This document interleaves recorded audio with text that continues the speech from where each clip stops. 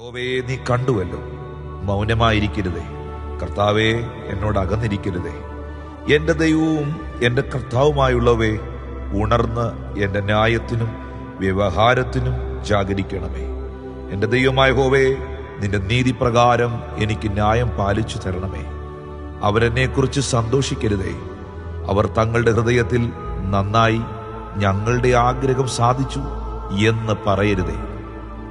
ഞങ്ങൾ അവനെ വിഴുങ്ങിക്കളഞ്ഞു എന്നും പറയരുതേ. എന്റെ അനർത്ഥത്തിൽ സന്തോഷിക്കുന്നവർ ഒരുപോലെ ലജ്ജിച്ച് ഭ്രമിച്ചു പോകട്ടെ. എന്റെ നേരെ വമ്പ് പറയുന്നവർ ലജ്ജയും അപമാനവും ധരിക്കട്ടെ. എന്റെ നീതിയിൽ പ്രസാദിക്കുന്നവർ ഘോഷിച്ചാനന്ദിക്കട്ടെ.